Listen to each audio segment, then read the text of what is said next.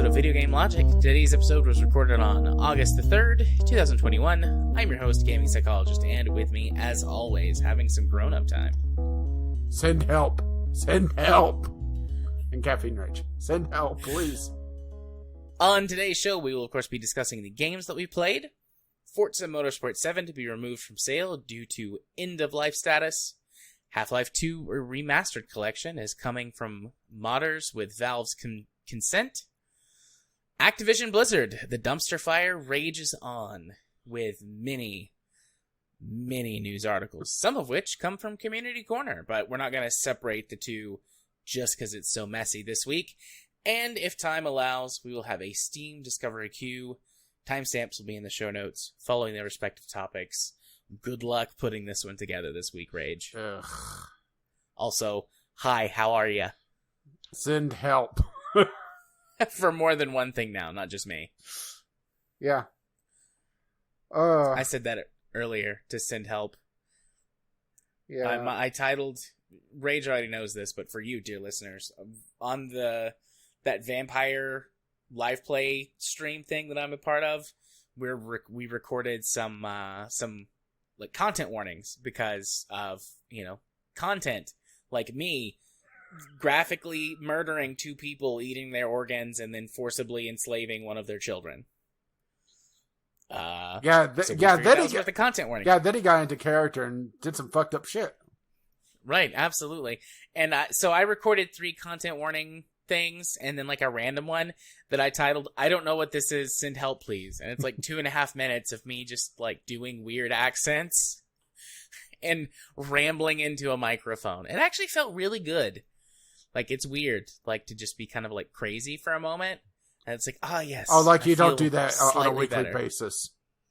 Dude, yes. But also, I take in so much of other people's crazy, like... Question, how long till your character obtains a raccoon head in a jar? oh man, we're in Louisiana. That's gonna happen pretty quick. That's actually on the to-do list. Like, I'm not joking. That's on my to-do list of random side character activities. Because it's sort of a monster of the week style thing where the like fey creatures are cryptids. So we fought Slender Man. And then one of our player characters made a deal with Slender Man to, like, save some children. That's probably going to turn out badly. Really? Not just because of the aforementioned killing of parents and enslaving of children, but for other reasons. But then we're going to have, like, a couple of in-game weeks of, like, downtime, which might take 2 or 3 sessions to get through. And then we're going to have, like, another Monster of the Week, like, cryptid battle. It's going to be fun. So it's more like a Monster of the Month. I guess it's a Monster of the Month, yeah. It's the Monster of the Month Club. Every month they ship you a new monster. Monster Box. It's sort of like the later seasons of X-Files, I guess, where that you would actually have, instead of a Monster of the Week every episode, there would be, aliens or a monster or something, and then a couple weeks of, like, CIA, FBI, investigation, man, and then the next monster. It's kind of like that. Yeah, I never really watched X-Files.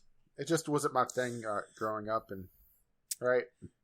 X-Files is really hard to watch now. It's not aged well, not in the sense of, like, it's all racist, although there's some of that stuff in there. It's just the thing of, like, TV, especially that type of, like, serialized TV show that's like, ooh, what's the conspiracy? Like, has evolved so much in the last 2 decades. Mm-hmm. But... also, Scully, I love you, honey, but with all the shit that you've seen, you should be a believer, too. I don't care how scientific you are. A couple of times could be a fluke. Like, 9 seasons of every week, you encounter weird monsters and aliens and phenomena. Oh, that's because that's way too much character growth. True, that's too much character growth for a woman in the 90s. Yeah, my obsession lately has been going through the seasons of Elementary, and they actually have a hell of a lot of character growth on that for being a Sherlock Holmes riff. Right. But damn good show. Yeah, my newest obsession, Pitter Patter. If you know what that is, great. If you don't, look up Letterkenny. I was going to say, maybe you should actually name the show and not a meme from the show. Right? I posted that in one of my other Discords, just like in the general chat, pitter patter. And like 4 people came back with like lines from the show. I'm like, wow, how do so many people know about this weird Canadian show? Maybe it's not weird. Maybe I'm the weird one. No, you're the weird one. Okay, let me rephrase. Maybe I'm the odd one out on this one. I'm definitely the weird one. But, all right, we got a lot of ground to cover, and, roughly the same amount of time to do it in as we always do. So let's dive in and talk about some games we played this week. So, in a reversal for Game Club, instead of fighting the aliens, I decided, let's destroy all humans instead. And this is a game, in my opinion, that if you do not have nostalgia for it, it has not aged well. And it's a shame because whenever the game's not irritating the hell out of me, it's actually kind of fun. But it just reminds me of how much game design has changed in the last decade or so. Actually, I need to double check to see when the original release was. This is the remastered version that's been released on Steam and now Game Pass. It was in the mid 2000s. I remember it was on the original Xbox. It was come on, 2005. So right there in the middle, June of 2005. So right in the middle of the decade. And it's one of those things that when the game actually lets you do your shit, it actually is a fair amount of fun, although admittedly a bit easy, but from some of the reviews, it's mostly due to rebalancing in the remastered version. That they basically made it easier. They made it easier, but they also nerfed some of the more fun aspects, like being able to, throw people around a lot easier with telekinesis and that sort of thing. Mm-hmm. But then they throw in, like, okay, now you have to do a stealth mission to gather intel. And then at the end of it, okay, now kill them all. Well, why can't I just gone in guns blazing in the beginning, right? Right. If you're going to kill them all, why bother to be stealthy? Yeah, it's just kind of... it's a contrivance, that's the thing, is that it's sort of like, having a planned character death, but it has to be at this exact moment. If the character dies at any other point, it's considered a failure. Yep. A good example of this, it was, okay, so you play as Crypto, who is trying to harvest alien DNA. I guess I should give a little bit of the backstory of the game first. Or sorry, to you, alien DNA, which is buried in the genome of the human race because an alien came down during primitive times, and it was shore leave, and they actually say it was shore leave, and things happen, and over the centuries, this race's DNA has broken down to the point where and this is how they say it, we cannot no longer procreate because we lack genitals. Oh. And every time we clone someone, there's more and more corruption in the DNA. So they're having to harvest the DNA from humans by ripping their brains out, right? Because that's how you extract DNA. And yep, rip their brains out through their anuses. Well, you joke about that, but no, I know. I mean, I'm sort of joking, but I also know. I played it. Just the only really thing I can contribute to this is I played this once in mid 2000s. So I guess I was in high school then, at like a sleepover at a friend's house, and like we had some like really shitty beer, and we're drinking like really shitty beer, and we played this and Stubbs the Zombie, and I think Halo, and like that's my only interaction with this game. I remember it being fun, but I was also buzzed on really shitty beer. Supposedly they also censored it a bit. They backed off on some of the more raunchy humor. Yeah. Some of the reviews talk about how they cut down cutscenes that were a little bit more objectionable. Because, right? Yeah. But I think my main issue with it is that there's just a lot of times that you just want to go and, well, destroy all humans, but you're hamstrung by, okay, well, you're locked out of most of your powers, and, you have a stealth mission. If you do something that alerts the humans to your presence, immediate failure. And there was a couple times that I failed a mission. I have no idea who saw me, where they saw me. It's just, I have no idea what happened, other than, you've been seen. They're onto you, and replaying. Thankfully, checkpoints are very, very, very, very frequent, but also, it makes it more of an annoyance than a challenge, you know? Yeah. There's this weird disconnect of how simple, at least the early game is, to, okay, well, you're going to have pretty much instant fail states. But don't worry, your last save point was like 2 minutes ago. Maybe it's just the fact that you're listening to the same clips over and over again. The voice actors are hilarious, but to recharge some things, you have to scan minds and rip out brains. And it quickly starts repeating the same voice clips over and over again. And maybe that's also part of my irritation, is that it forces you to do the same things, right? Yeah. Although I do, old. I do appreciate that the main quest giver, the leader of the invasion, has the voice actor for Invader Zim, which he hams it up really well, and they do hit that B movie vibe extremely well. It's just sometimes it's I just want to go destroy things and not have to deal with a stealth mission. And sure, I could go back and to one of the once you complete a section of the game, I guess I should say, you could go back to it as kind of an open world, like mini area. The maps aren't terribly huge, but this is also a game from the mid-2000s, so that's not exactly a shock.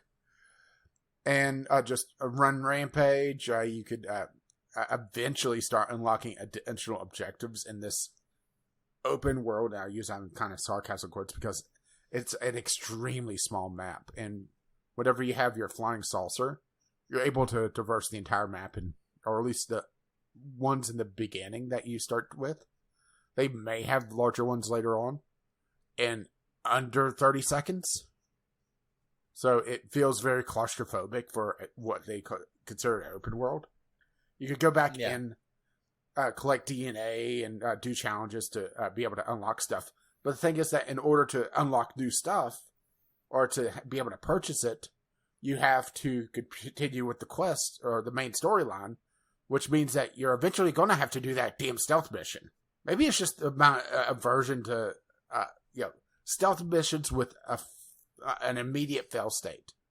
If they had it where you blew your cover, suddenly the military's after you, or it becomes more difficult, fine. And there's times that you could try to do a stealthy version of the mission with optional objectives at times that reward that stealth gameplay, but it just doesn't feel like it's built around it. It feels like it's built around shoving an anal probe up somebody's ass. And when the game allows me to do that, it's fun. Well, for me. See, you get me. Now you get me. I'm just not convinced this is a $30 game, though. I've played just a few hours, and I'm a good way through the content. Yeah, but I mean, you're playing it on Game Pass. Yeah, true. So, but I'm looking at it on Steam and thinking, yeah, this doesn't feel like a $30 game, especially for a remaster, Yeah, but that's just me, I guess. Yep. I've thought about playing it a couple of times, and I just never have. I will say, maybe I will, maybe I won't. Well, it's one of those games that I have to change my controller setup because it doesn't or Spin Tires doesn't like the emulator controller, and this one doesn't work with anything but X input. It doesn't have direct input at all, it seems, which is irritating.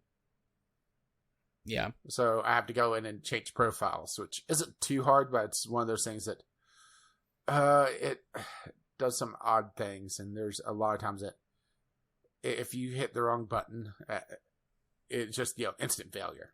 Yeah. Okay. Well, so did you also play? Did you say that you also played the one that's first on my list? Yeah, I mean, I played a bit of it, but I play it every so often anyway.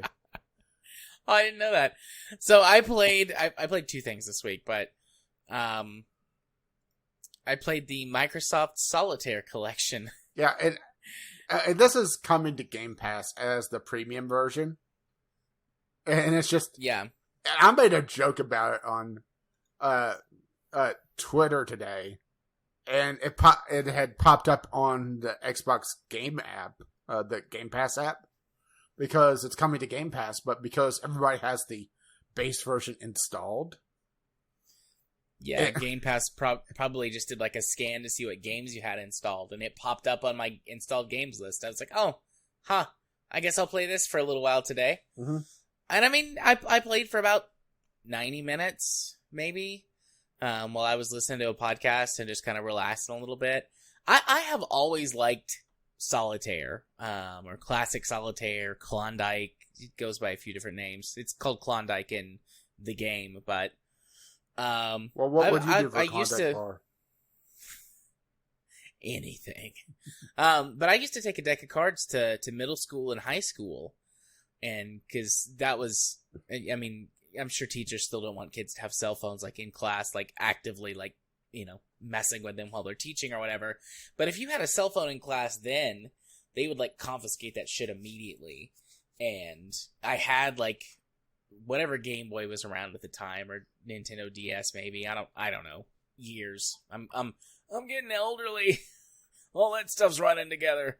But anyways, I would take a deck of cards, and like nobody ever said anything about a deck of cards. And I would sit and play Solitaire at my desk in class, or at lunch if some of my friends weren't there or there was something going on. Now, see, my school sucked because they would confiscate a deck of cards, saying that it's gambling paraphernalia because you could gamble with it, right? But by that logic, you could gamble with anything. That is true. I have gambled with many things that aren't cards. But anyways, so I've always enjoyed Solitaire, and I used to play Spider Solitaire on, I think it was our Gateway, or my mom's Gateway laptop when I was a kid. Play Spider Solitaire, and Free Cell, on like the old computer lab computers when I was in, I guess, middle school, or maybe even, because like we didn't have a cool Oregon Trail on most of the computers in the computer lab, so we played like Free Cell and shit. But anyways, so obviously, I'm familiar with all of these games. They're presented well. They look nice. Snappy animations. Snappy animations, nice design card backs. There's some of the classic, or maybe all of the classic card backs. I was a robot. I'd play with a robot. Castle. But, it's, those games are there. There's one I had never played before. What is it, Pyramid? Or whatever, where you have to, make the two cards add up to 13, and that clears them off of the board. So, it's a smattering of, quote unquote classic card games. It adds, there's like a daily, or not a daily, but like a monthly challenge thing. And I don't know if they have daily challenges or what. They do. As long as I've played it. But it'll be like, do this thing, win a game of Solitaire on only one deck shuffle or something like that, I mean, it was fun. But I mean, it is literally just Solitaire. Yeah, but there's achievements, so there is that. There are achievables. I loaded it up on kind of a lark because I'm wanting to see just how bad the advertisements was in it now. Because the thing that they did was well, originally when Windows 10 came out, they didn't even include Solitaire in the OS, which has been there since what, 95 or 3.1. Oh God, yeah, forever. Which it was a good way. At least the story goes, it was a way to teach people how to use the mouse, because practically everybody knows how to play Klondike Solitaire, or if they don't, it's an easy one to learn. So it's a good way to teach somebody how to use a mouse, click, double click, drag, without going through a tutorial. They'll find Solitaire, and learn the mouse on their own. Well, when Windows 10 came out, they made it a subscription to be able to play it. And it's a small subscription, but it's galling. And then eventually they made it free to play and just included in the install. Some later patch. But it's still, they have a subscription to remove ads from it. And it just feels weird finishing a game of Solitaire and have them pop up about how you're going to lose your insurance if Biden signs this law, but find out if your zip code is in one of the ones that's about to get fucked over. Right. Or whatever clickbait ad they have, right? Yeah. So I just opened the game to look at it here for a second, and I've got a little thing that says premium next to my name. Because when I opened the game, it's like, we're going to give you 1 month of premium subscription for free or whatever. So it's got my gamer tag, and it's like, you're signed in and connected to Xbox Live. Your progress is being saved to the cloud. And then it's the 5 games, Klondike, so Classic Solitaire, Spider Solitaire, Free Cell Pyramid, and Tri-Peaks. And then underneath that, there's daily challenges, an event called Medium Mayhem Mini. Don't know what that is. Something called the Star Club. Don't know what that is. And then underneath that are other Microsoft casual games, and you can download Jigsaw. I opened it up myself as well. What the hell is Microsoft Jewel? Is that just I think that's match 3? Yeah. Microsoft Jigsaw, Minesweeper, Treasure Hunt, Ultimate Word Games, which is probably like Scrabble and stuff. And Sudoku. From that icon, definitely. It's a definitely not Scrabble. Right. It's Words with Friends. Microsoft Words with Friends. I've got themes. Let's see. Classic theme challenges. First anniversary. Tap to download. Change my card backs, my deck. I can add photos to cards. Very fancy. I mean, Yeah, but they also there's stuff you can buy. Yeah, they have you can buy like skins. Which it feels weird to have cosmetics and fucking Solitaire, huh? Fucking cosmetics and fucking Solitaire. All right, I'm closing this shit now before I either get mad at it or play. But I mean, it's fucking Solitaire. If you want to play some Solitaire, it's great. It probably will run on a toaster that's not even plugged in. Like, it's fucking Solitaire. What do you want out of it? It's fine. I'll probably play it at work sometimes when I don't have enough time to open another game, or when I'm kind of brain dead and want to just sit here and veg for a little Although while. this does feel like it's built for... I was going to say, this does feel like it's built for tablets because it says tap to download. Yeah. Oh yeah, I'm sure it's built for tablets, or they're like Surface PC things, which are like tablets with keyboards attached to them. Which, that's fine. I actually texted my mom and my dad both, and I was like, hey, did you know that there's this like Solitaire collection on Windows? And they were like, no. Because I remember my dad complaining whenever he had to get Windows 10 on his computer at work. He was like, there's no Solitaire in here. I can't play cards on it. I'm like, you wouldn't anyways, Dad. Whatever. But anyways, I told them about it, so maybe by next week I'll report back and tell you what my parents think about it. I text my grandmother to tell her too. She didn't text me back. She never does. No, my grandmother is an old racist lady, so it's fine when she doesn't text me back. It doesn't bother me. Well, simple. Just talk about your black neighbor, and I bet she'll text back then. Woo.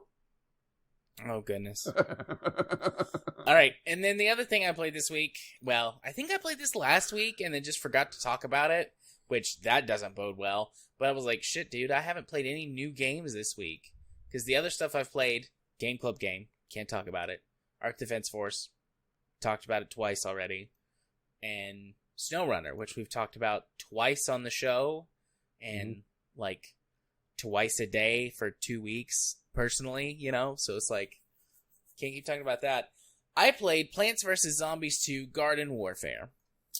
My kid bought this for like, I don't know, $3 at this store called McKay's here that sells like used books and video games and movies and board games. Like, they're like a nerd's secondhand shop.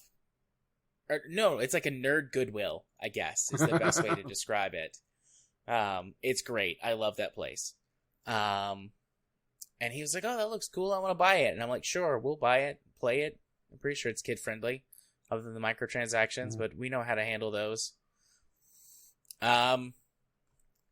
It's fine. It's a okay. So the first Plants vs. Zombies was a lane-based tower defense style game. Yeah, I miss PopCap. Where you planted plants and they defended your house or whatever the map was. Yeah, it was mostly the house, but mostly the house. On different fronts: the front yard, the backyard, the roof, the pool. But yeah, and you defended against zombies who came. And this is a third-person action shooter with open world and RPG elements.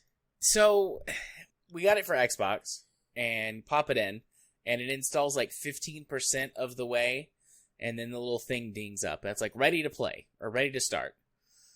So you can play the tutorial, right, while you download. Yeah, so you launch the game and you can play the tutorial, and as it downloads milestones, it opens up more and more levels that you can play through as like advanced tutorial stuff, which I actually thought that was pretty neat. That's a pretty nice way to handle that. But the way it breaks down is that there's different classes for both the plants and the zombies, although I haven't played the zombies, so I don't know how any of their stuff actually plays. But and it's sort of like a hero shooter, honestly. You have your different classes of plants that have some type of main or primary attack that is, most of them are projectile based. There's one or maybe two that are melee based. There's one that's like a chain chomp. That's pretty fun. But anyways, most of them are range based, and then a couple of them are melee based, and then you've got like an ability that's like some type of movement ability. So there's this like orange plant something that can roll up into a ball, and that makes it roll around really fast, but it can't attack while it's in that ability. There's a sunflower that it plants itself in the ground, and then it can heal itself, and you can still shoot from while you're planted in the ground, but you can't move around. There's a rose bush that like jumps and shoots like rose petals out. And there's like a little cactus type plant that like dashes, and when it dashes, it leaves behind like a trail of like needles on the ground, and if enemies run over them before the needles disappear, they take damage. So it's some kind of movement ability that has a secondary effect. And then they'll have like a special attack, and then you've got like a super that builds up that you can use that is some type of really powerful ability that usually is an attack, although there's one class that's like a healing class, and so its ability is like a big area heal. There's one that's like a really big like jump, and so you can use it to get to hard to reach places, and it also like attacks enemies in its path while it does it. But so you've got like a primary attack, some type of movement ability.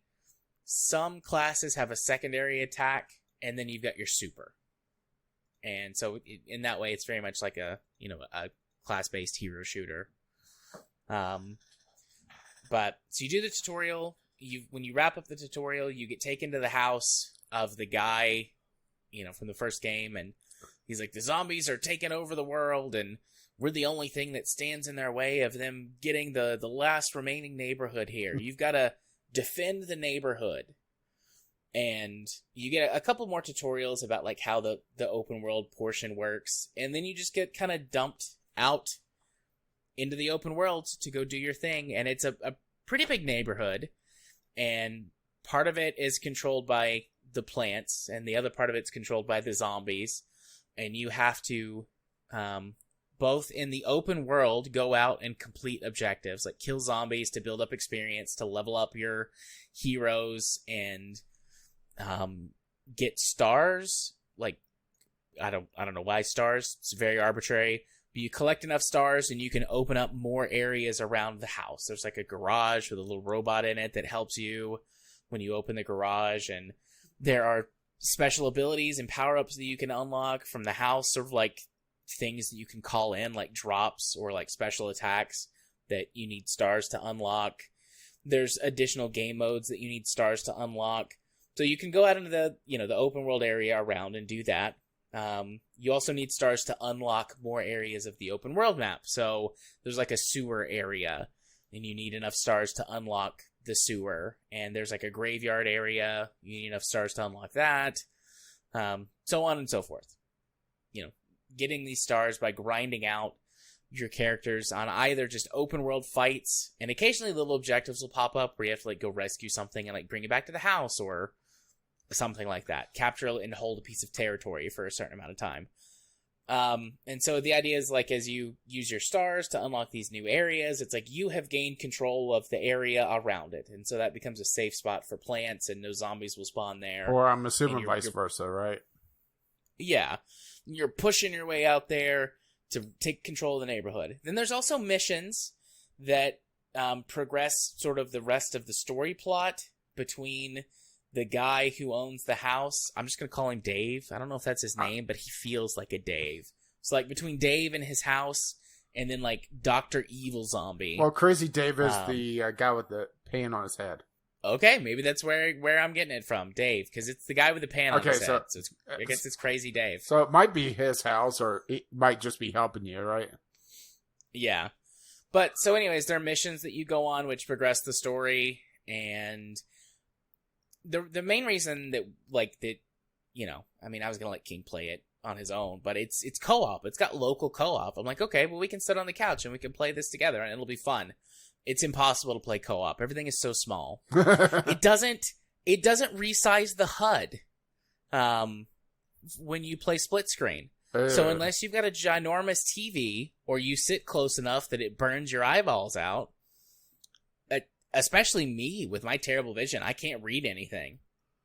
So typically whenever we play together, it's just like, all right, well, let's just go like roam around the neighborhood and kill zombies, because I can't read any of the text or follow the mission stuff. And he can't either. Yeah, but his excuse is that, he's a kid. You're just old. Right? I'm just old. I mean, it's okay. I don't really care all that much for the story. I've not found it particularly interesting. The gameplay is good. The characters feel good. There's just not... I don't know. It just lacks charm. And pretty quickly, my kid stopped wanting to play it. We played it maybe 4 or 5 hours. And then he stopped playing it. And then I haven't played it anymore on my own. And I even forgot to talk about it last week. It's just kind of forgettable. And it's also, I mean, it's got microtransactions in it. Buy cosmetics and buy extra stuff for your modes and pay to unlock things faster. And... Because I don't know. Because that's what you want, is to pay to skip the game that you bought, right? Yeah. I'm sorry, but pay to skip just never bodes well for game design for me. I think that this game is like... It obviously, if it sounds really interesting to you, or if, you have a greater affection for this franchise than I do... Well, I did, but then EA bought the company. True. But I mean, the gameplay is pretty solid. I would give it like overall, like, B on its gameplay. Story is like a C-. It's there to move things along. So overall, this game would be like about a B-. And then you throw in the microtransactions and that knocks it down to like a C game. Like, it's just average. It can be fun. And if my kid was more into it, I'm sure I would be playing it more. But he's just not. So, it's pretty unforgettable. Or, not pretty unforgettable. Pretty forgettable. Pretty disposable. It lacks... I think it's trying to be... like a B movie. Like, I get the impression that they really want this to be sort of a B movie. And it's just not. It ain't no Earth Defense Force. I did think of Earth Defense Force as I was playing Destroy All Humans, by the way. So I think that's a plus for it, right? Yeah, I think so too. I think, like, if you try on purpose to be a B movie, like if you're like an A, an A level thing or a triple A whatever, and you're trying to be a B movie, you've got to get it perfect, or it just doesn't work. But if you're someone who's... Well, what if you have giant insects? Right. But otherwise, if you're trying, if you're trying your hardest, and it's just that's all the resources you've got, then the B movie thing works out great all the time. Not all the time, but frequently. But yeah, it felt like they were trying to do like a B movie thing, and they got it wrong. So it's just kind of forgettable. So yeah, that's it for games we played this week. Woo! Time to do the news. Oh boy, right? Yeah. So, well, we're not quite to the horrible oh boy yet. That's coming. Oh boy. But our first news topic: Forza Motorsport 7 to be removed from sale due to end of life status. Yeah. So basically, it sounds like licensing, right? Yeah. So as it goes. Yeah, but it's kind of a little bit of a surprise to me, at least, because we have Forza Horizon 5 coming out, not Motorsport 8. So we're gonna see a time when there's not a Motorsport at all available to play, assuming that you don't already have the game, of course. Right. It feels like that odd. They were planning to have Forza Motorsport 8 when Horizon 5 came out, but something happened, maybe? Yeah, I think Horizon has very much become the Forza brand, which is fine. Forza Motorsport 6 and 7, but especially 7, have leaned way too hard in the wrong direction in terms of, like, the monetization of that game and taking away things from it that made it so good as like a sim game. Yeah, what I played of it just felt, and maybe this is coming from Horizon, it felt a bit dull. There was a lot of grinding to really get anywhere, which that's not to say Horizon doesn't have its grinding to get somewhere, but there's always something to do, and it doesn't feel like that grind whenever I just stumbled across this, so I could go do this now, or I could go down this path of races. With Forza Motorsport, it always felt like, okay, you're going to have to grind out to get some of the, I believe it was mods, right? Or to have any sort of variety. Yeah. 7 was the worst. 6 was pretty bad. 5 was where it started, but 5 had the balancing for income that the previous games did, and then had some stuff on top of it. And then 6, they made the grind a little worse to make the microtransactions a little prominent, and then 7 made it a lot worse. Because in Forza Motorsports 5 and previously, in the beginning you were somewhat limited, but it pretty quickly gives you around a dozen cars so that you can participate in a bunch of different race events, and you earn money pretty quickly, and then you just buy stuff from then. You just buy any upgrades you want, buy any cars you want. Yeah, and, there's some stuff that's definitely 7, like sort of grinding related. Not Horizon, Motorsport 7. I only had a handful of cars, and it was very, very slow going. And it might just be the fact that I'm not a huge fan of track racing. Although I do appreciate, road courses overall over, ovals. So that was a little bit more interesting, but there wasn't anything there. In order to, like having a night race, I had to spend not microtransactions, but the loot box mod in order to have one race of it, right? Yeah. And it just felt kind of icky, for lack of a better term. So it's going to be removed from sale, mid-September. And that includes from Game Pass and everywhere else, and it's getting completely delisted. If you have the game a purchase license, you get to keep it. And if you bought a DLC pack through Game Pass, they'll give you access to the base game for free, which is nice. Yeah. Because they definitely could have said, oh, well, you're out of luck, you have to buy the base game. But no, there is that at least. I mean, it's kind of this feels more like a public service announcement than anything else. And it's nice that they, did it, a month and a half early. But at the same time, it definitely wasn't a game for me. And you have Skyrim levels of disdain for it, for you. My biggest problem is that the game is basically broken and doesn't work on my computer. I still think it's like some weird hardware compatibility issue, but the game itself is not good enough for me to try and fix it, or to try and make it work. Mm-hmm. So I don't really care. Boo. Forza Horizon 7. Boo. Or not Horizon. Damn it. I'm doing it now too. Forza Motorsport 7. Boo. I gotta say, I am looking forward to playing the new Horizon, though. Yeah. Me too. November. Yeah. 3 more. Let's see. August, September, October, November. Yeah. 3 more months. Yeah, and I have enough reward points from Microsoft to be able to coast through the rest of the year. I do not.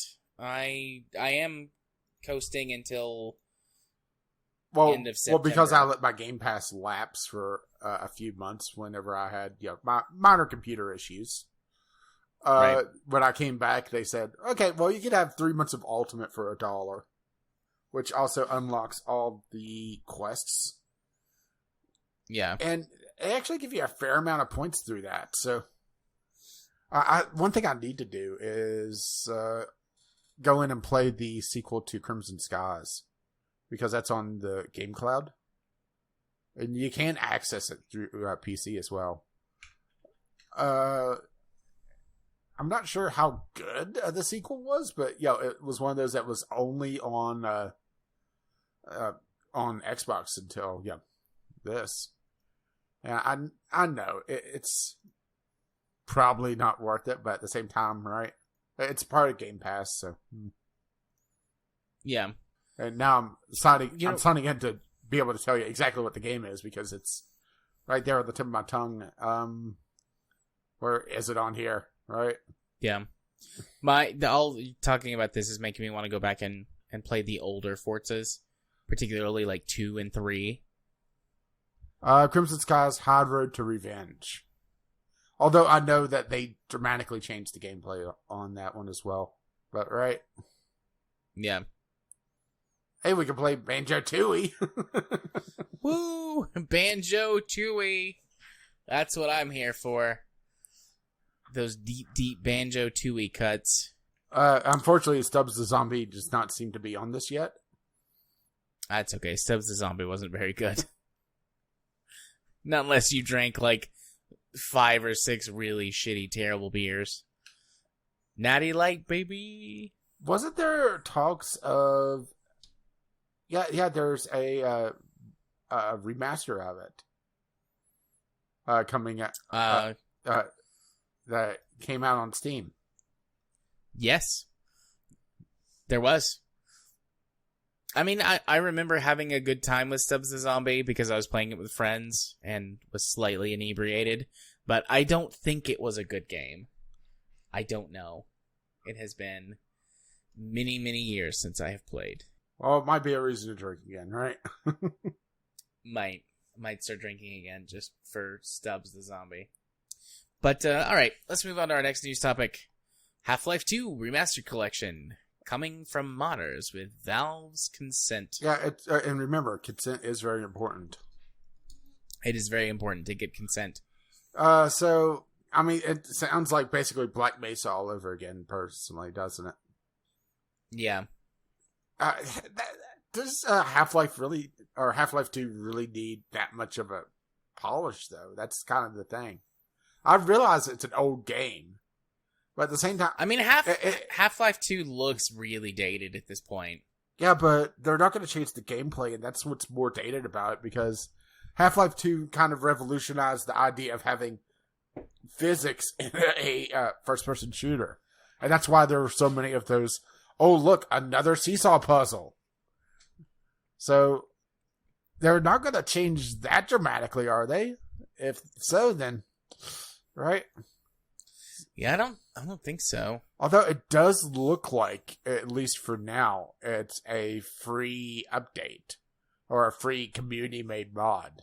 So it might be something to check out at some point. I gotta say, or at least, hang on, now I gotta go double check myself. So, okay, so what they were originally working on, Half-Life 2 Update, is a free mod on Steam.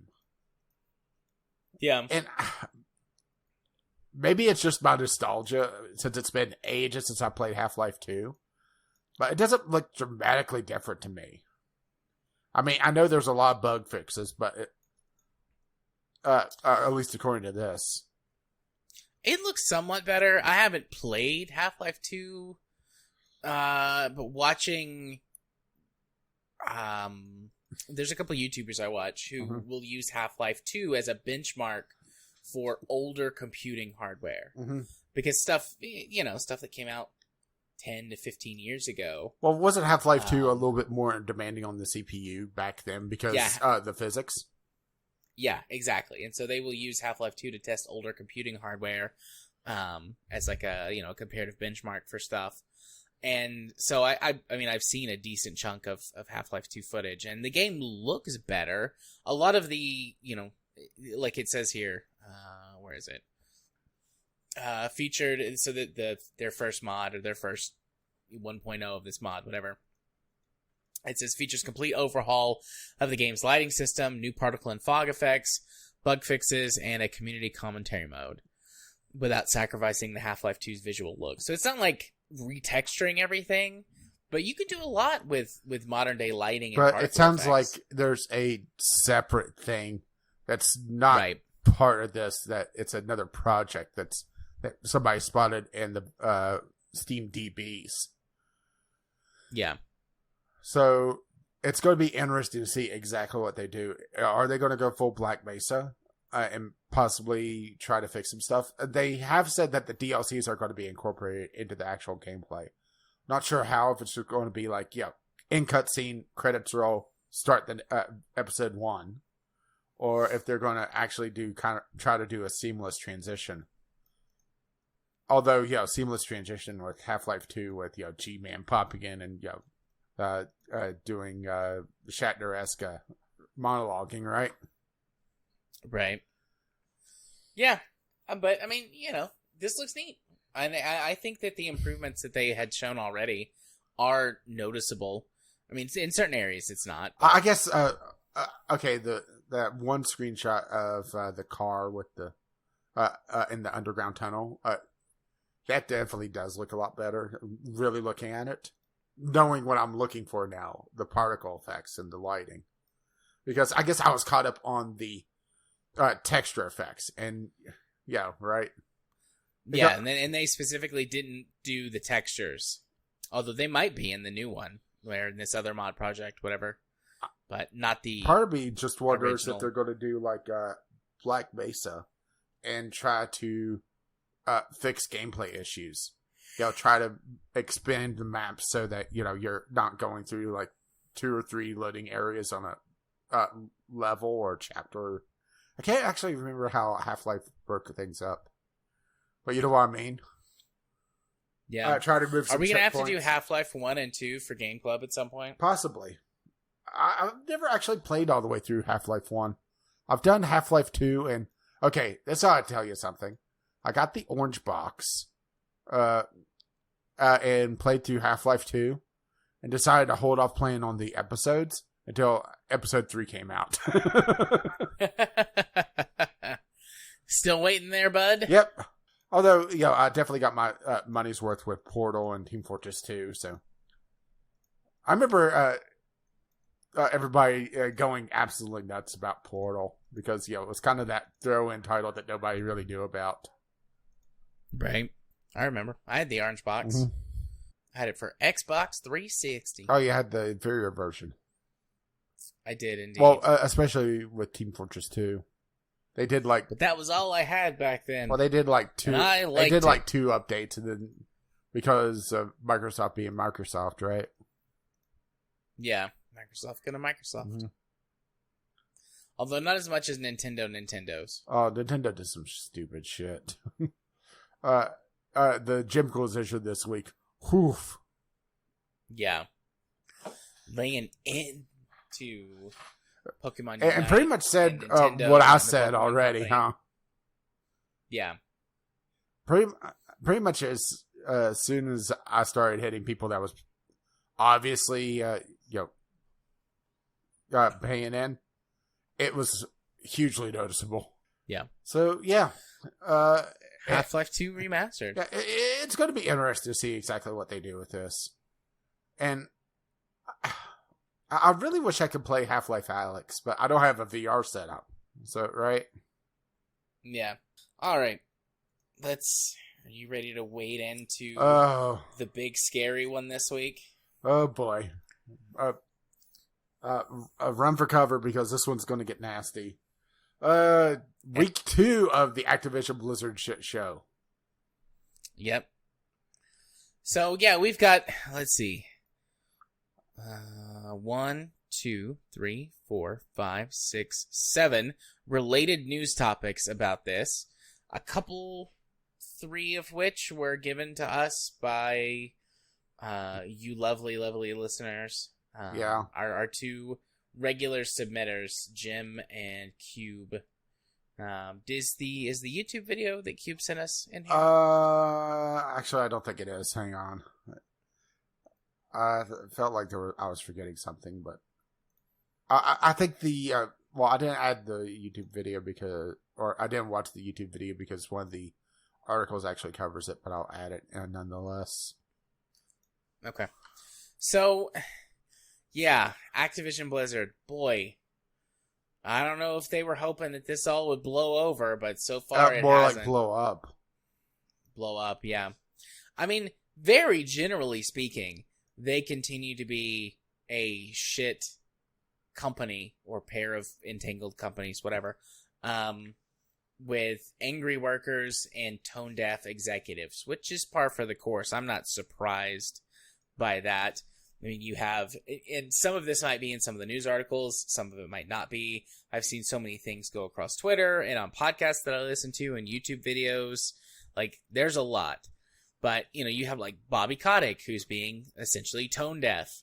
There's one of the like security people who, like one of the higher ups, who is a female, and she's like, I've never been harassed, but she's like a $multi-million Yeah, well, here's the thing: is that the company, if you're in a position of power, odds are you're not going to be harassed because you can fire the fuckers. Yeah, they're gonna automatically treat you with more respect and deference, regardless of your gender. Now they might be saying shit about you or behind your back, but that's beside the point. Oh, they're definitely saying shit about you behind your back. But that's just being ignorant. Yeah. But oh boy, right? But yeah, so there's those couple of little things. There was there's more allegations that have been made against other executives and other people with positions of power, like the HR director, which I know that's in one of the HR director quit. This was that's actually breaking news from like a few hours ago. There was some the president's quit. Rumors circulating around that. Yeah, there's places on fire and there's golden parachutes all over the place. Because that's the infuriating thing, is that not only are these people not going to be held accountable because they're just going to leave the company and get a job elsewhere and continue to be shit people because they have clout because they worked at Blizzard. Never mind the fact that it's during the absolute worst time of Blizzard. And that's not just the whole misogyny, sexual harassment clusterfuck. It's also the fact that they've released absolute shit games, or what few they've released. World of Warcraft's going down the shitter. The whole Warcraft 3 Reforged demaster. Kind of the end of StarCraft 2's life cycle. and the stagnation of the esports scene there. Overwatch being really the only kind of golden goose left for Blizzard. It's just, how are they held in regard anymore? I mean, WoW's still making them a lot of money. Let's be real. Yeah. Even though it's going down the shitter, that's still a big money maker for them. Yeah, but that's also kind of the sunk cost fallacy of, I've been playing this game for years, so I'll stick with it, see if they pull it out, right? Yep. But I mean, the reason also it matters, but for this purpose doesn't matter. Like, it's still making money. Also, a lot of times people buy in multiple months of subscription, and they'll just let it ride. Yeah. It's just, right? Yeah. And this is, we're talking specifically about Activision Blizzard, and we've talked specifically about Ubisoft in the past, but there are the few actual industry, like gaming journalists who do investigative journalism. I mean, this is not new news. Like, this is not new or unexpected, and it's in many, many, many other companies. It might be to a lesser degree in some of them, but Rockstar, 2K, CD Projekt, to name a few right off the top of my head that I have seen, or an EA, that I've seen articles about over the last couple of years, from like Jason Schreier, Jim Sterling. Before he passed, Total Biscuit had a couple of things that he had pointed to. This is not new. This has kind of been like an open secret, especially since a security firm charged them a misogyny tax of 50% to do security for him again, right? Yeah, it was a web security firm, right? Yeah. And they were going to charge him a 50% misogyny tax on International Women's Day, and then they were going to donate the extra money to a charity or several charities, which is awesome, huh? Yeah, they're outlined in the article. That's in the show notes. There's just so fucking much, but yeah, I mean, this is like an industry-wide thing. It's not like it's just Blizzard and Ubisoft. It's just the highlight this week, right? Yeah, I think that we're at a possible. I don't know if the momentum is enough for it to actually have lasting change, but a possible turning point in culture and with the economy and with COVID and workers in multiple industries, not just the gaming industry, not just, certain other industries, but multiple industries have been like, fuck this. I'm not going to go back to work for, 7 or whatever minimum wage is, in your state or country or whatever. Like, I'm not going to go back to work for minimum wage. I'm not going to put up with these terrible working conditions anymore. I'm not going to do it. And then, so there's that. The changing of a political guard, regardless of what you believe about Joe Biden and, the quote-unquote progressive politics in the United States. Like, the changing of the guard signals to a lot of people, like, okay, now is our time. It's our turn to do some stuff. So those two things, young people generally having a much greater understanding of how to advocate for themselves in online, on the internet, the disillusion of the American dream, like so many cultural factors coming together at once, plus changing times from COVID and the fact that, as much as some people love to use this as a scapegoat, the fact that unemployment being boosted for a bit gave them enough breathing room where they wouldn't go to, these slave jobs. And game development very much is. It may be better playing than, flipping burgers, but price or the money you get per hour plus the stress, it's essentially slave wage. Yeah, that, and a lot of times game development studios, like most of your big game development studios, are in areas with higher cost of living. So sure, maybe you're making more. Maybe even if you're able to break it down and do some math, and you're still making, maybe you're still making way more money than if you're working minimum wage somewhere. Your cost of living is higher because you're living in places like, in any city in California, Jesus, or Portland, Atlanta, Houston or Dallas, Texas. A couple game dev studios out that way. What's the one in Washington? Redmond is Microsoft, right? Are they game studios in Redmond? Probably. The point is that you're living in cities that even if you're in a state with a lower cost of living, a city is going to have a higher cost of living. Yeah, it's Microsoft. Yeah, but a city is going to have a higher cost of living than if you're like me, who lives out in the middle of fucking nowhere, living in a teeny tiny hick town. Yeah, I mean, my teeny tiny hick town isn't. Well, okay. Here's a good example. Cost of living. Here's a breakdown of overall for Redmond, Washington, and the U.S. So U.S. is 100. I'm assuming that's your baseline. Washington's 118.7%. Redmond's 185.1. Washington's slightly up 101%. Redmond is 109.5. Washington and Redmond are cheaper on healthcare, but housing, USA 100. Washington is 164.9. Redmond 356.1%. Medium home cost $231,200 in the US. Washington $381,300. Redmond $823,300. Oh, wow, right? Yeah, so my cost of living, 77.7% overall of the national average.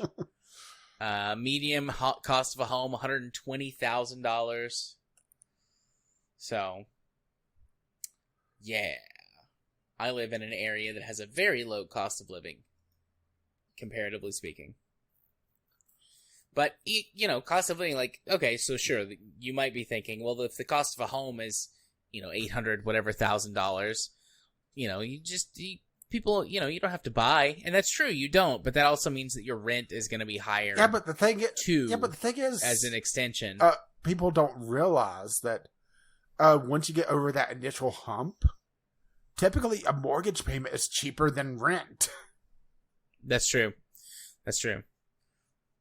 My mortgage payment is like $600 a month, and rent for a house that is of similar size and quality, I don't know, to mine in this area is $800 to $1,000 a month. Yeah, our mortgage payment. Like we just bought our house recently from where we were renting, and our mortgage payment's half of what we were paying for rent. Yeah, so, right. But you go to Chattanooga though. Chattanooga's close by to me. Relatively small city. Chattanooga, choo choo. But relatively speaking, Chattanooga's a small city. Something like, I want to say 150 or 200,000 people live in the Chattanooga area. But, a one bedroom, I don't know, what is it? Studio apartment in the Chattanooga area is like $900 to rent. God help you if you want to buy a home. And Chattanooga is a relatively small city in a state that has a relatively low cost of living. So, anyways. Yeah, that's welcome to the economy portion of the podcast. Dave Ramsey's a fucko. Don't listen to him. He's a financial person. Christian financial person. He's a big deal down here in the South. Never really heard of him. The only thing... So. Well, good. Don't. He's a scam artist who's like 2 steps away from like an MLM thing. He's terrible. Mm-hmm. The only thing in his whole... He calls it the Financial Peace University. The only thing in his whole spiel I agree with is that most people approach money emotionally instead of rationally. And that's true. That is true. Otherwise, he's a dick who gives terrible financial advice. Also, Dr. Phil. At least Dr. Phil can be funny sometimes. He can, because I saw him on Jeopardy, and poof. Dave Ramsey's boring. I used to watch Dr. Phil. Especially when I was like in school. I found it fascinating. Like hang on a minute. You're supposed to be, and this was before I knew, that Dr. Phil isn't actually a psychotherapist of any kind.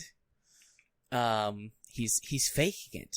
TV's fake. Did you know that? He's faking.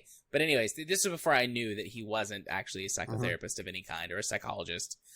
And so, like, I'm doing stuff in class, and then I watch the Dr. Phil show because I find it fascinating. I'm like, wait a second, that's not what we're doing in class. That's not how you do that. That's not unconditional positive regard. You're being a dickhead. But anyways, welcome to the pop psychology portion of the podcast. I'm not sure why that choked me up so much. So, I mean, we have very generally covered a bunch of these different topics. And I mean, I would encourage you, as the listener, to go read some of these articles, head over to the submission and suggestion portion or channel in our Discord to look at some of the stuff that has been posted there. A couple of things have been posted in like general chat that have gotten buried. I posted something from a YouTuber I watch called Illuminati. She talks a lot about like pyramid schemes and marketing, multi-level marketing scams and stuff like that. But she has done a couple of Activision Blizzard episodes over the years, and she did one last week, kind of covering some stuff at the time, up to date at the time. And she goes into some details on some stuff, and given her perspective as a female, it's a different. Some of her things come from a different perspective, so might be interesting for you to go watch. I might actually pin that. Actually, that's a good idea. I should pin that. I won't keep it permanently pinned, but I'll pin it for a week or two for anyone who wants to see that. There, I just pinned it. But I mean, do you have anything that you want to focus in on a little bit more? It seems like everything's just falling apart, but let's be perfectly honest. When the next Diablo game comes out, people are going to fucking buy it because those who are paying attention to this are the outliers. Right? Yeah. I hate to be so damn pessimistic about it, but in the long run, outside of one thing in all of this, it's Activision Blizzard's not going to do a damn thing. And that's the whole thing that the shareholders are filing a class action lawsuit as well. Mostly just due to them being dicks, right? Yeah. The Activision Blizzard being dicks, not the shareholders being dicks, but let's be honest, yeah, right? Yeah. I think I have not bought or played.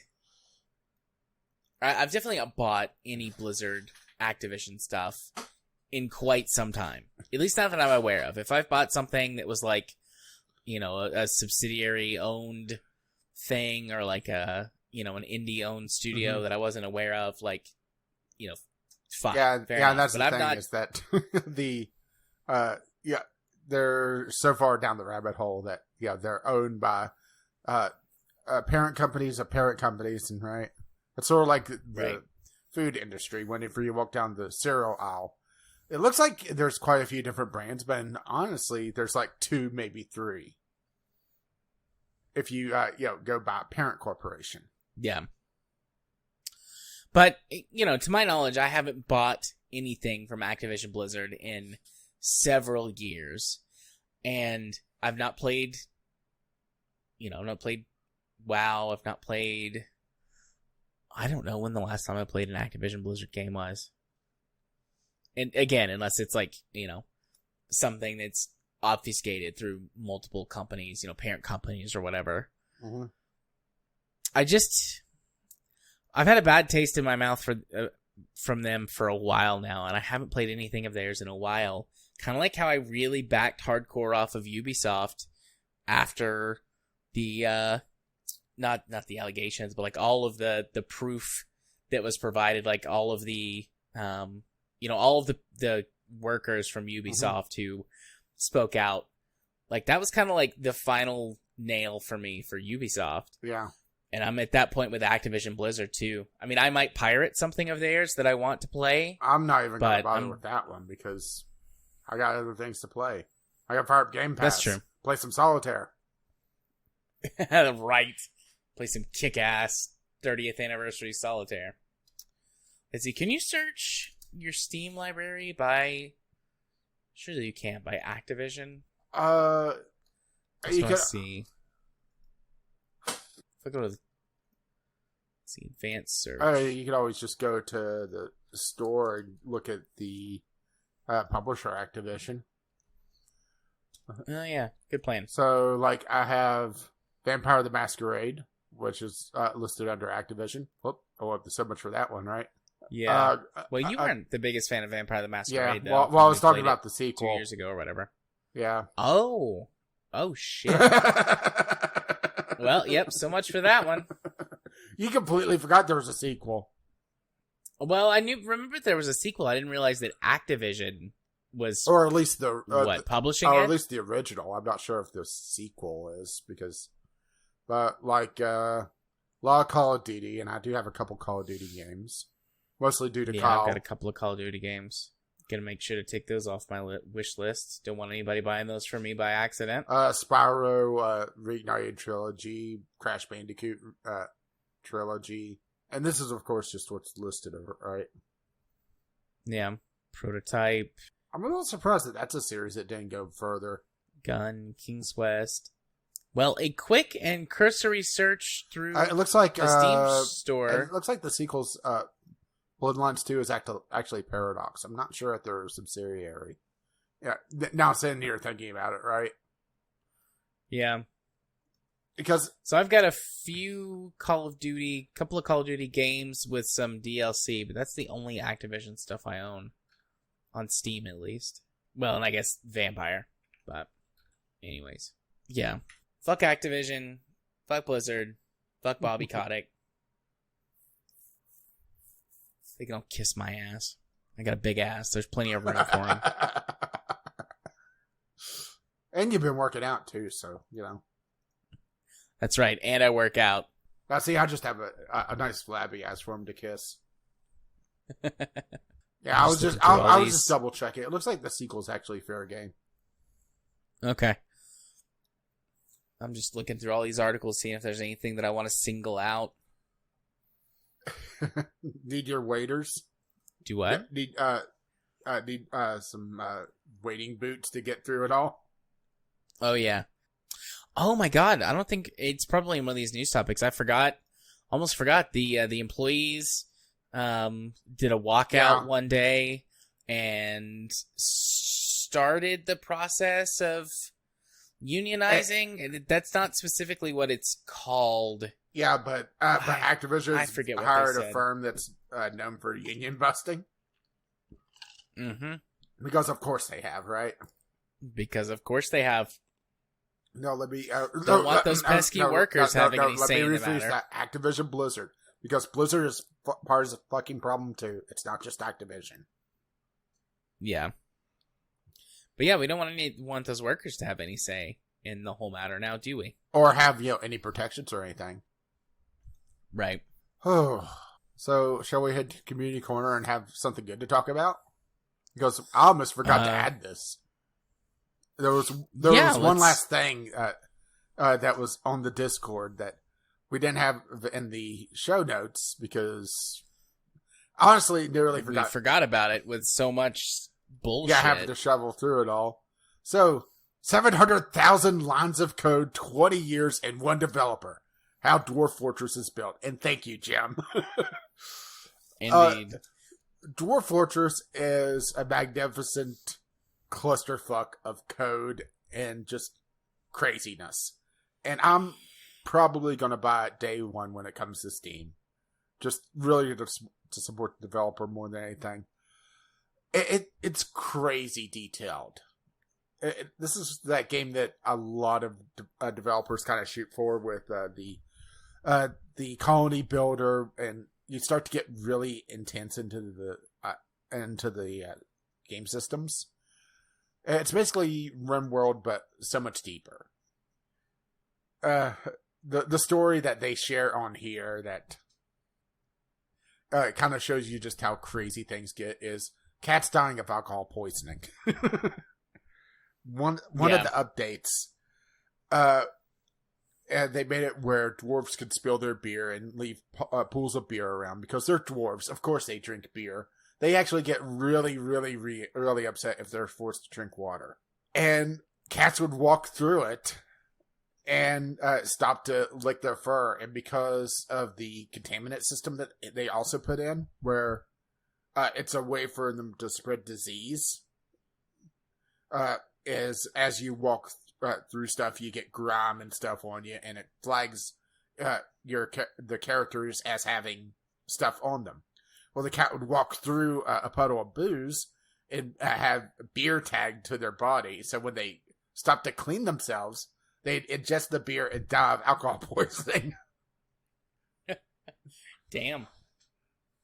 There was another time that cats started breeding a little bit too quickly because they coded it to be somewhat realistic. And let's be honest, cats are just about as bad as rabbits if left unchecked, because a cat hits sexual maturity after just a couple months, and a litter of kittens, 3 to 5 cats. So it quickly escalates.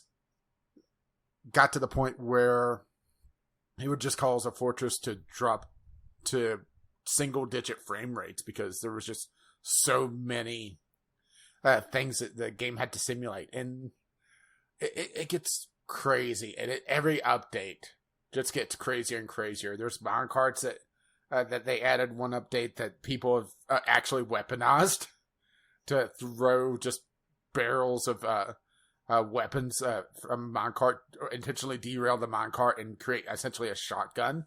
Well, that sounds neat. Dwarf Fortress is one of those games, if you've never played it, it is intimidating as fuck. Watch some tutorials. I use the same idea on it as like Crusader Kings and Hearts of Iron and all these really intense 4X strategies or grand strategies where, yes, it is intimidating, and honestly, the game doesn't teach you at all how to play, but it's really no more difficult than tackling one of these other really in-depth games. It's just, looks like it's from the mid-'80s because of the ASCII, but you could change that. But it seems, last time I checked, I haven't actually checked in a while, the Steam release is still unknown, but there are the developers working to make the game a lot more accessible with a lot more context menus, a lot more work with mouse controls, while still having that really crazy in-depth gameplay.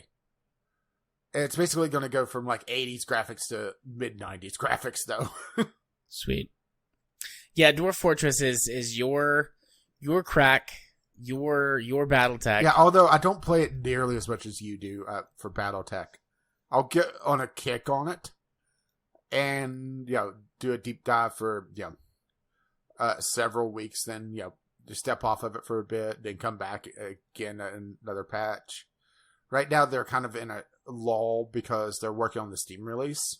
A pretty heavy development on it as well. So that's where the majority of the focus has been. I don't think they've actually announced where the price is going to be on the Dwarf Fortress Steam version either, which is a little disconcerting. But we'll see, right? I do like planned release date. Time is subjective. Time is a flat circle. No, time is a cube. Oh, no. Some old school crazy, right? Indeed. Back when it was kind of fun and funny instead of just scary and sad. Yeah. Well, let's be honest, it was still scary and sad, but it was, right? Yeah. All right. Well, so we ended our news and stuff on a bit of a positive. You getting to gush out a game you love for a few minutes. It's going to be $20. So yeah, that's a day one purchase. I did a little bit of searching and Nice. So, I assume... Well, actually, Rage, where can they get in contact with us? If you wish to contact us, vglpodcast@gmail.com. You could tweet us, vglpodcast, on the Twitter, because we are still alive over there.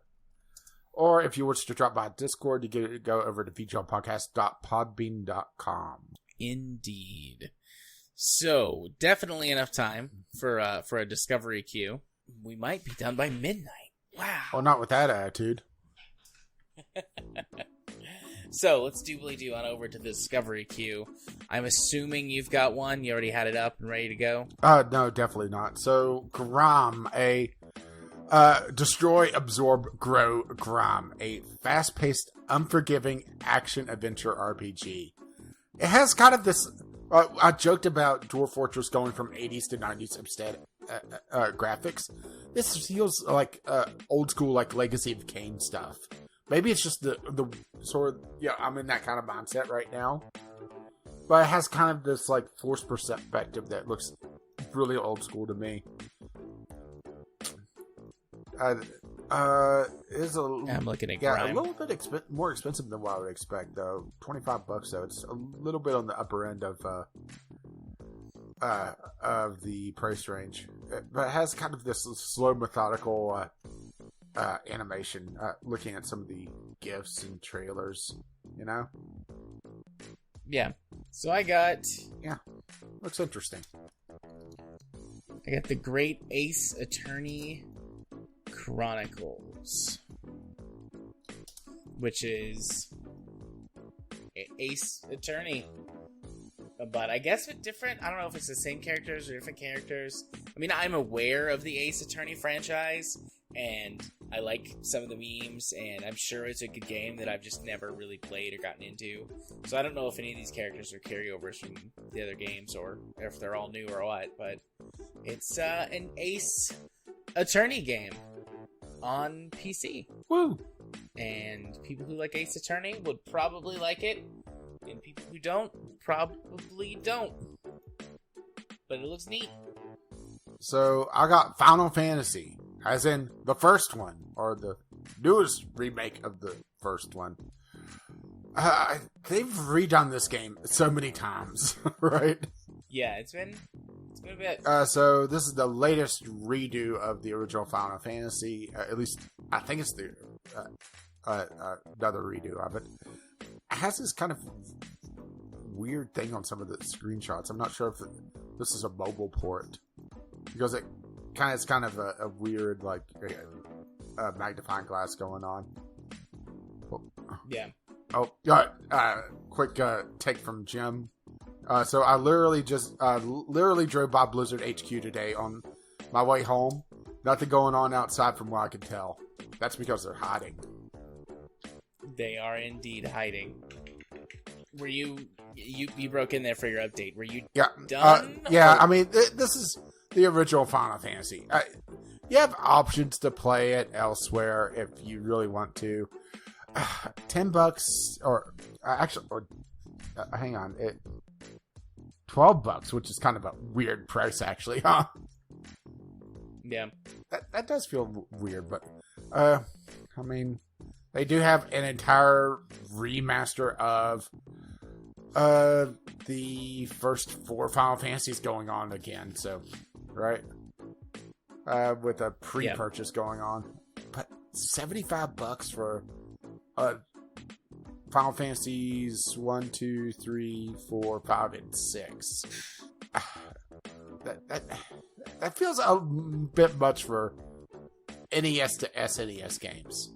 I realize it's 6 games, but at the same time, 12 to $18 a pop, depending on the generation. I don't know what Square Enix is doing these days. They've gone full Nintendo, right? Yeah. Alright, I got a really neat looking game that if it was cheaper, I would probably impulse buy it right now. It's called High Fleet Deus in Nobis. I don't know what the Deus in Nobis means. But it's a good mix of a couple of different genres. I had this pop up on an extra queue I did last week, and I had no idea what was going on with it. Yeah, it's combining a few different things. It feels a bit, oh goodness, I'm drawing a blank on a game. Sci-fi game, roguelite, where you start out with a ship and you're outrunning some rebels, and you jump from like planet to planet. And like whenever you do combat, it's like a top-down strategy thing with your little guys manning your ship, and you got to blow up or board the other ship. I don't know. I just cannot think of the name of that game right now. But it's combining sort of multiple elements. There's like a strategy layer where you upgrade your ship and go to your airship, but instead of it doing like, well, I say airship, instead of it doing like, you know, steampunk like airships, these seem to be sort of future post-apocalyptic airships with like rockets or something. Think more like Helicarrier from the Marvel universe, as opposed to you know, a steampunk airship. But there's like a strategy layer where it looks like you're buying supplies and upgrading and managing your crew. And then there's like a map, an overworld map, and then like combat sections where you're directly controlling the ship. Yeah, it looks good. I'm in for that. I'm in for all that. Okay, so I got the Forgotten City, Roman Groundhog's Day, essentially, a open world mystery puzzle exploration game where you're stuck in a time loop and you're trying to figure out what's going on, essentially, from the sounds of it. This is built from actually a Skyrim mod. And we got something for next week already in the community corner, it looks like. Oh boy. Not Activision related, thankfully. Activision Blizzard. But anyway, back to the actual task at hand. Travel 2,000 years in the past and relive the final days of a cursed Roman city where if one person sins, everybody dies. Unravel the mystery at the city's heart by exploring its deadly time loop, questioning locals, exploring, and solving puzzles. This sounds really cool. If it's done well, of course. And it looks like it's pretty highly rated as well. It does look like people are saying avoid the trailers, though, so the trailers might be giving away too much, which is a disappointment, but yeah, right. Right. Okay. So I got another one. Idle Manager. Bad name for what this game is, because it's like... Idle Manager makes it feel like it is a... an idle clicker game, but it's idle, IDOL. So it's like, idle in the sense of like an icon. And this is like a very, anime-esque style game. So it's a business management sim where you're managing like pop idols or something. Like I've seen this one. PR. Yeah, It looks very cute. Also kind of sexy. I don't see anything on here about it being adult. So, that could be interesting if there are maybe some adult elements, or but not adult situations, right? Because this is idols, and right. Yeah, weird, creepy fans. And it's idol, not idol. Yeah. Idol. Which is what I was saying. Like, yeah. It's a bad name to listen to it, idol. But when you look at it and see how it's spelled... Japanese pop idol. Yeah. But it looks neat. It does look like a lot of the screenshots are in Japanese. I'm assuming that it has a proper translation. Yeah. And it's just, the fans are jumping on it because, right? So I got... did I copy this one over? No, I haven't copied it over already. The Eldest Souls. Speaking of games that sound very bad, or has a very bad sounding title, I'm surprised Bethesda hasn't jumped on them because they jumped on Mojang at one point because they had Scrolls as a game. So Eldest Souls is a fast-paced, brutally challenging, a boss rush Souls-like experience. So, what was it? Oh, damn. Now I'm blanking on the... there was... loud. There was a pretty recent title that was essentially a boss rush game that was actually extremely difficult from like the last couple of years, and this looks very much like this, only a bit more of a demake, more pixelated graphics with a bit more of a ARPG combat system going on, and its talent trees. Looks pretty damn good though. Sweet. So I got the Ascent. This game is on Game Pass currently, so if you have Game Pass, you can get it there and play it without having to buy it. Otherwise, this is a either solo or co-op action shooter RPG with an isometric camera view. So, the classic ARPG. But it's cyberpunk. Good to see a good cyberpunk, or a good-looking cyberpunk come out. I don't know if this game's any good or not, but it certainly looks better than Cyberpunk 2077, and probably plays better too. So, well, to be fair, Solitaire plays better than Cyberpunk. That's true. Well, that's not fair because Solitaire, right? So, I got one, Banners of Ruin. Now, there's some people that are saying that this is a very, very sluggish game to play. But honestly, it is a turn-based card deck builder. So, that's right. Yeah. But the thing is, it's not your typical deck builder where you're having strategic combat. Damn, I played a game similar to this, and this is the second time in as many games that I blanked on the game this reminds me of. This has a very kind of and trying to search for it real quick is not helping me because it's a Death of Boundland. This is that's what it reminds me of. I was able to get close enough to it. The combat system where it's near and far, ranged versus melee and targeted combat. Although that one is more of a survival game, and things could unravel very quickly in it because survival aspects. This one, it's a roguelite card builder or deck builder, so things are going to unravel very quickly, but there's likely a overarching progression system built into it. But it has a very neat art style to it. So, yeah. Well, neat. I finished my queue. I got a couple of the ones you had already had. I got Grime, and I got Eldest Souls, and I got 3... Well, I guess I only got one, but I still had the two. 3 total Final Fantasy games where I saw while I was doing this. It's Final Fantasy 3, and 7, and 8. But yeah, I cleared my queue. I don't have anything else. Okay, well, I'll finish off mine then. Fuka Melodies of Steel. A RPG where you place children, each with their own unique characteristics and skills, at different gun turrets in a tank to fight against the enemy. Right? Yep.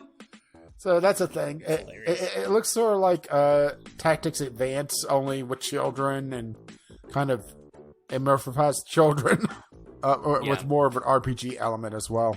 So yeah, it is solidly in the AA pricing though at $40 though. So interesting.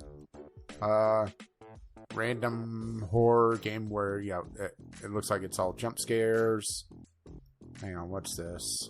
Hang on, I need to watch a trailer real quick because this is one of those games that doesn't really lend itself very well to screenshots. Okay. Adjusting my chair. Still watching that trailer? Yeah. Okay, so, alright. I'm going to add this because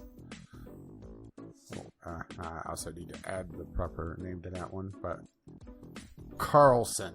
So this looks like Portal meets Mirror's Edge meets like Super Hot. sit and watch the trailer. I did not have the sound on for this. Okay. Okay. Yeah. It has kind of a weird first-person parkour, super hot vibe to it, where you're getting milk and fighting computer monitors with legs and robotic bodies. It is weird looking, but it also looks like a lot of fun. Yeah. And some really interesting movement abilities as well. You know, grappling with some sort of energy whip, using the recoil of a shotgun to change your flight in air. Sliding under I like things. the looks of this Carlson. Yeah, it does. It looks a lot like Portal, doesn't it? Portal meets Super Hot with Mirror's Edge movement.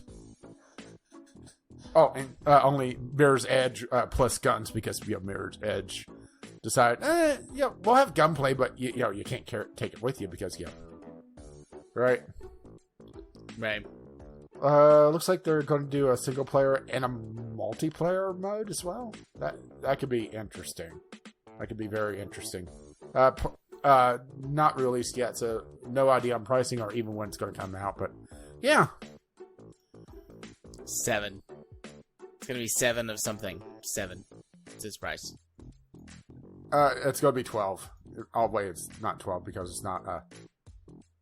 Hit the wrong thing.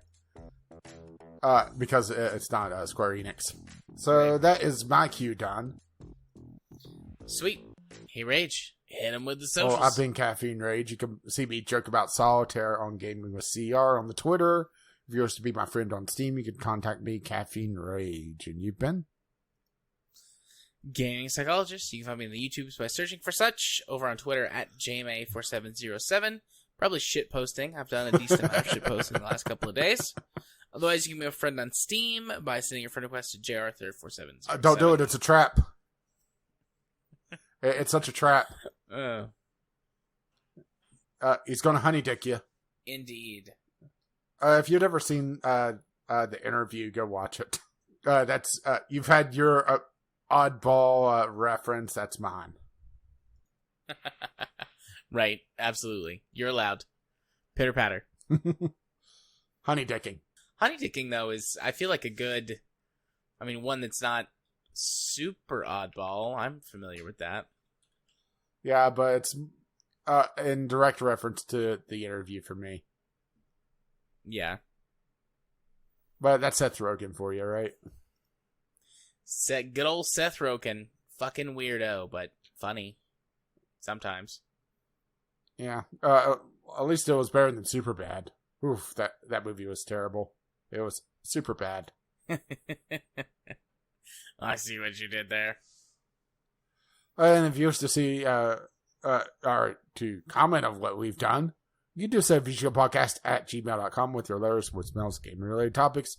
Tweet them to VGL Podcast or drop in the Discord. We have a channel on there, and you can find a link to that over at VGL Podcast. VGLpodcast.podbean.com. And that has the RSS feed if you used to share the love, or we're on your podcatcher of choice. Links to all our stuff. Have you added your vampire thing to there? No, I have not. I need to add my vampire thing. A link to the... Yeah, go listen to Jared be a hick vampire. That's right. Would that be a hickpire? Hickpire. I don't know, but we called the game Vamp Neck instead of Redneck. It's Vamp Neck. It works. We're down southwest of New Orleans. Yeah, looking for your raccoon Louisiana. head. Gonna be getting a raccoon head at a job pretty soon. Put it on my mantelpiece next to the... I'll put it on a shelf next to the freezer that's full of human body parts. That's a very tiny freezer if it's on a shelf. Well, the shelf will be next to the freezer. Or above the freezer. What? Freezer itself is a chest freezer. See, we just have pizza in ours. Without the human body parts, of course, because, yeah. Cut up some liver, put it on there, get some fava beans. Ew. More for the sound that one was. And also, I'm not a fan of liver. After learning what it does in biology, it always felt like I was eating an oil filter afterwards. Yeah. I have enjoyed a good liver, a good chicken liver from time to time, especially deep fried. That covers up a lot of it. Well, the fact that you're covering up, right? Very true. Very true. And this is Mr. Immodest, right? Indeed. Not wearing any pants right now. I haven't been this entire time. It's hot in my office, even with the air conditioner turned on. Yeah, but let's be honest. You wouldn't be wearing pants anyway. Very true. If you wish to contribute for some reason, maybe buy Jared some pants, you can do so at patreon.com/VDrawPodcast. Don't do that. I won't wear them. Yes, you will. I'll come down and I'll staple gun them to you. You're going to be super glued into them. Ouchie. I'll put a tube of Gorilla Glue down the front of your pants. Double ouchie. Oh, don't worry. It'll be the foaming type, so it gets everywhere. Oh, boy. It'll be all warm and sticky and then hurt. Just like you like it. And I don't think I'll like that hurt. I wonder if Kevin McLeod is going to revoke his permission to use On the Ground and Doobly Doo, both of which can be found at Computech.com. And as always, as his lovely music starts to roll across my voice. Bye-bye now. See you next time. Bye-bye.